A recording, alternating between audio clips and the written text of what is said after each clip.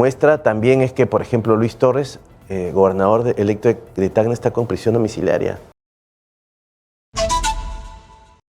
Está en nuestros estudios Eduardo Herrera, que es abogado y es director de Cuscachay, que es una iniciativa que busca hacer algo que puede parecer iluso en el Perú, controlar la corrupción, Sí. ¿no? O por lo menos enterarnos de lo que está ocurriendo. Bienvenido. Gracias, muchas gracias, Nicolás. Muy amable. Me estaba quejando que no viniste antes de la campaña porque no te me fuiste. invitas. No, bueno, no, pero exitoso has estado en Claro, otros espacios, claro que sí. me parece muy bien. Voy a leerlo porque es textual Claro. lo que has dicho, que me parece increíble. Tú has dicho, estamos en el promedio latinoamericano. La corrupción es intrínseca al ser humano. Lo que pasa es que en el Perú es sostenida, es democrática, es inclusiva, es abierta a todo el mundo y además un componente muy importante. Como somos argolleros, solo nos molesta la corrupción ajena. O sea, no la de Claro. nuestra collera, digamos.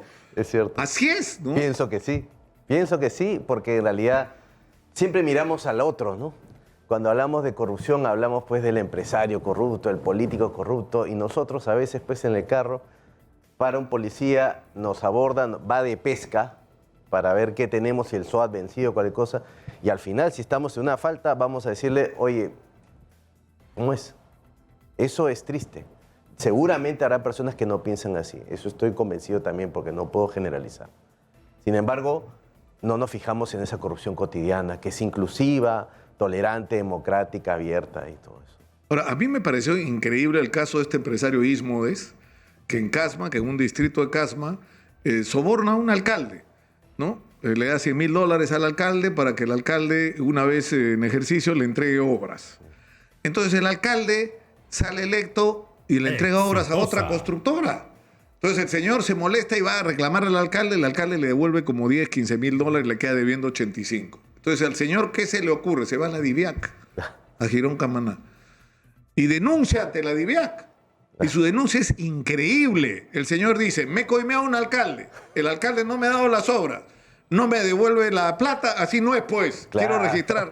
Entonces el detective no puede creer lo que está pasando. Es decir, Claro. que a este señor le parece tan normal la corrupción que se siente con el derecho de ir a denunciar a la policía que le han sacado la vuelta con una coima. Sí. lo han No, por estafado. supuesto, el policía dice, ¿usted tiene pruebas? Sí, tengo un video, agarra el video y el policía mete eso en el sistema de justicia Claro. y se ha abierto un proceso. Que dicho sea de paso, no pasa nada todavía en el Claro, proceso, ¿no? Ni claro. el alcalde ni él están presos, cuando hace rato los dos deberían estar adentro. Sí, claro. Pero eso a mí me pareció así una cosa ya para no creer, ¿no? Que a alguien le parezca tan normal la corrupción en el Perú que puedas tener el derecho a ir a la policía a reclamar cuando alguien te saca la vuelta. Sí, bueno, hay empresas que tienen el diezmo en su presupuesto, ¿no? Como porcentaje.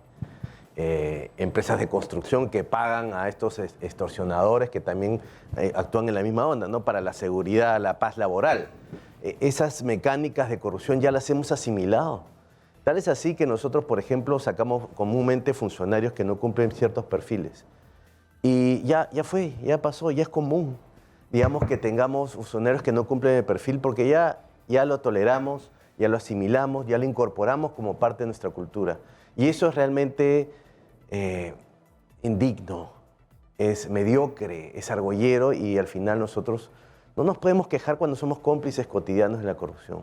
Ahora que conversábamos nosotros tenemos nuestros opinólogos del interior del país porque creemos que todo el Perú Claro. tiene que ser escuchado.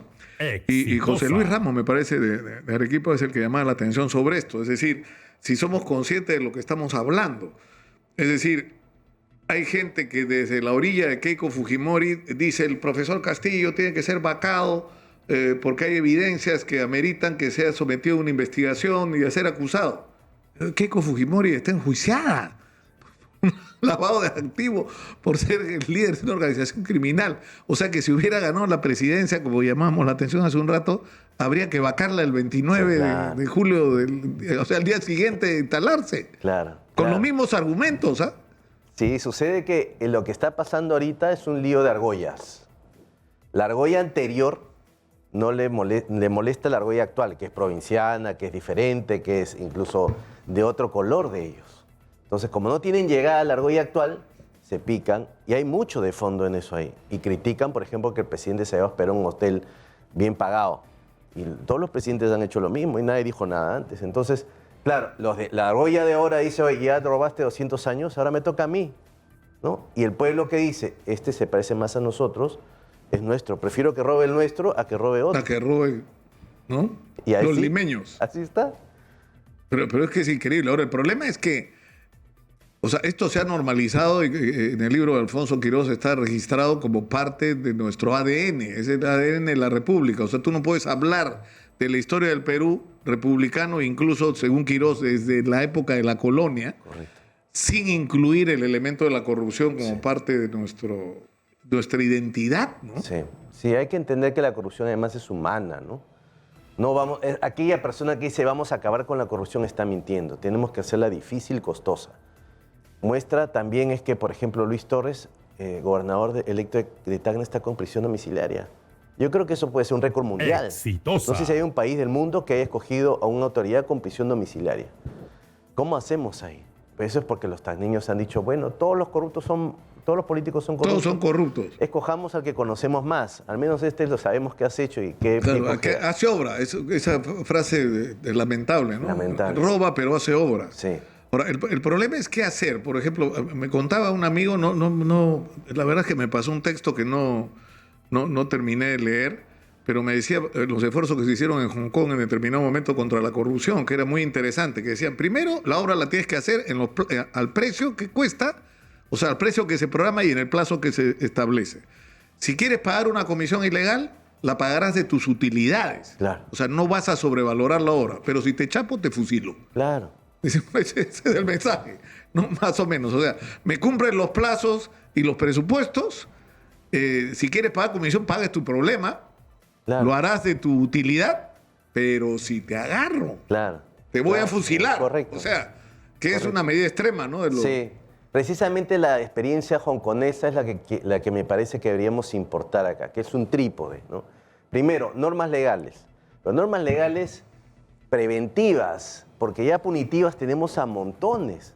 Cadenas perpetuas, no se aplica. Las personas lo que ven es impunidad. Hong Kong lo que hizo fue una experiencia, efectivamente, el 70% de su operatividad en esta comisión anticorrupción fue enforcement, o sea, que la ley se aplique. Cuando la ley se aplica, la gente genera disuasión. Por eso es que manejamos también en Miami o en Callao, Claro. donde hay sanción. La gente y además hay ejemplos más cotidianos como la conducción en estado etílico. Ya nadie maneja con estado etílico. Ya nosotros hemos incorporado esa cultura de pedir taxi cuando vas a una reunión. Y lo tercero es educación, porque tenemos que empezar a mirar Exitosa. que no solamente los niños y los jóvenes se educan, sino también nosotros mayores de edad, que decimos siempre los niños y los jóvenes, pero los niños y los jóvenes ya son adultos ahorita. Ahora, hay medidas que sí se pueden tomar, ¿no es cierto? Porque como tú bien dices, de lo que se trata no es de crear nuevas leyes, porque ya tenemos montones, sino que se cumpla, porque la ley no se cumple. Pero hay medidas como, por ejemplo, obras por impuestos. Sí. ¿No? O sea, está probado que cuando tú haces una obra por impuestos, un hospital, por ejemplo, que cuesta $200 millones y que el plazo de construcción es de 2 años, a los 2 años, si lo hace una empresa privada, una empresa minera, el hospital va a estar construido y va a costar los $200 millones. Claro. Tú le das esa obra a un gobierno regional, van a haber pasado 8 años, la obra ya está costando $550 millones y todavía no la terminan, Correcto. ¿no? Entonces, la conclusión es clara. Hay que hacer más obras, incluso servicios y adquisiciones por impuestos, que te reduce la posibilidad de corrupción o no. Por supuesto, y tenemos que hacer cosas que van por encima de la ley, por ejemplo, transparentar las contrataciones. ¿Qué les cuesta a los municipios, a los gobiernos regionales decir, este es mi portal de contrataciones, aquí está desde que se genera la necesidad hasta que se cumple el servicio? Miren los ciudadanos, se acabó, se disminuye la corrupción y no necesitamos una ley. Los abogados siempre decimos la ley de contrataciones hay que cambiarla. La ley acá en este país se cabrea y no se cumple y queremos pues todo el mundo producir leyes. En el Perú se emite una ley cada 6 minutos. Increíble. Entonces, ¿qué hacemos? Ahora, ese tema, por ejemplo, del registro de proveedores, sí es escandaloso, ¿no? O sea, cuando tú ves, yo recuerdo el caso que un amigo periodista investigó de la compra de computadoras para el Congreso de la República, cuando van a buscar la empresa que ha vendido computadoras resulta que vendía cualquier cosa. O sea, primero era una casa, no era una oficina. Exitosa. De una empresa que nunca había vendido una computadora a nadie. Sí. Y está en el Registro Nacional de Proveedores. O sea, ¿cómo ha pasado el filtro? Es que no hay filtro. No, no hay filtro, es un filtro formal, donde tú pones tus datos y no hay verificación. Y el tema es que se está generando en el país una especie de empresa de maletín. Entonces, ese tipo de empresarios son pseudoempresarios, porque acá se le llama empresario a cualquier persona que hace plata. Lo que hacen es, oye, tú necesitas lapiceros, a ti te vendo lapiceros, a ti camillas, a ti te construye un puente. Entonces, va mutando según la necesidad donde hay oportunidad de corrupción. Lo que tiene que hacerse, repito, volver al sistema de justicia. La justicia en el Perú no funciona. Entonces, si el ciudadano ve que la justicia funciona siempre y para todos, dice, entonces me tengo que cuidar, la corrupción es más difícil. Si te atrapo, te fusilo. Es la misma lógica de los chinos. De Hong Kong. De los chinos. Ahora, hay otro tema que yo creo que es clave, que es el de los puestos de confianza. O sea, se supone que los gobiernos a todos los niveles recién nombrados tienen derecho a nombrar al 5% de los funcionarios, ¿no es cierto? Pero ¿cuál es el problema? Que esos funcionarios son aquellos que deciden, que se compra, que se contrata, que se licita, es decir, los que deciden sobre el gasto, que normalmente son puestos ahí no por su calificación, por su expertise ni por su honestidad, sino porque son gente de la collera, de la argolla, claro, ¿no? Como tú dices, ¿no? Claro. De la mancha del que acaba de ganar, claro, y que lo pones ahí para que se roben todo lo que pueda. Claro. Porque para eso están. ¿Cuánto tiempo tenemos? 4 años. No, esto es 5 años ya. A robar como locos esos 5 años. Sí. Hacerse ricos en esos 4 o 5 años que tienes por delante. Entonces, eso es, no sé. Sí. ¿Cómo salimos de eso? Hay que cambiar ese tema de los puestos de confianza. Sí, o sea, yo creo lo siguiente, ¿no? Primero, se tiene la idea de que el partido que gana tiene el derecho a copar. Y no solamente este partido, ¿eh? Los otros lo hacían mejor, más discreto y más elegante, pero lo hacían. Yo siempre digo que la corrupción nunca es un problema, la corrupción es un síntoma de algo que está detrás y que no queremos ver. Entonces, ¿qué pasa ahí? Por ejemplo, financiamiento de campañas políticas. Ese es el factor generador. Entonces, ¿cómo ha hecho Castillo, por ejemplo? Y muchos, ¿no? Oye, necesito inversionistas para mi campaña porque yo no tengo plata. Invierte tú, después te devuelvo. Cuando se controla el financiamiento desde ahí, cuánto gastas en carteles y quién pone la plata, el asunto está medianamente solucionado. Porque sabes el rastreo del dinero y quién va a entrar, cuánta plata hay y quién está invirtiendo en la campaña, porque hay inversionistas políticos. Y estos señores son los que detentan los puestos de confianza después. Claro, que son los que después reclaman su derecho, ¿no? A poner a su gente o ponerse ellos mismos o venir con su lista de obras que son las que ellos quieren ganar y las obras se direccionan. Correcto. Ahora, pero el tema de los puestos de confianza es increíble, corrígeme si me equivoco, pero en el Perú hasta los directores de los hospitales son puestos de confianza. Sí, claro. Es absurdo. Porque se entiende pero es que debería haber una meritocracia, ¿no es cierto? Sí, o sea, que claro, tú tienes una carrera, eres un profesional en tu rubro, es el que mejor lo haces y el final de tu carrera es que tú llegas a los cargos más altos de decisión, de administración, porque además has acreditado no solamente eficiencia y capacidad, sino honestidad. Por supuesto. Bueno, eso no ocurre en el Perú. No, y no se soluciona con una ley. Se soluciona con algo más que la ley. El Perú está judicializado, mucho abogado está acá entrando al debate y todos son potencialmente constitucionalistas, opinantes, ¿no? Eso me parece terrible. El asunto es que el puesto de confianza no es de mi confianza, es de confianza del Estado, que es otro concepto distinto. Entonces, ¿cómo genero la confianza yo en el Estado? Una persona que tenga la acreditación. No es el que me cargó en el meeting, ni que repartió los panfletos, es el individuo que tiene los carteles para hacer esa función y que además pertenece a mi círculo partidario, por ejemplo. Es inevitable, tenemos que ir terminando ya, pero no quisiera hacerlo sin hablar de este caso de Castillo. O sea, ¿en qué va a terminar esto? ¿Qué piensas tú de este tema de Castillo? Yo creo que no va a pasar nada. Yo creo que no va a pasar nada hasta que haya una presión popular. Convengo en que la presión popular tiene que venir la que mueva la aguja. En este país se mueve la aguja por la presión popular. En el Congreso no va a pasar nada porque estamos secuestrados por 20 y pico personajes que dicen, no importa, aquí tengo la prueba en la cara. No, para mí eso no es prueba. Y cínicamente están esperando a lo evidente. Y no va a haber evidente, pues, no va a haber evidente. Incluso con un video recibiendo plata, a ver si lo han editado.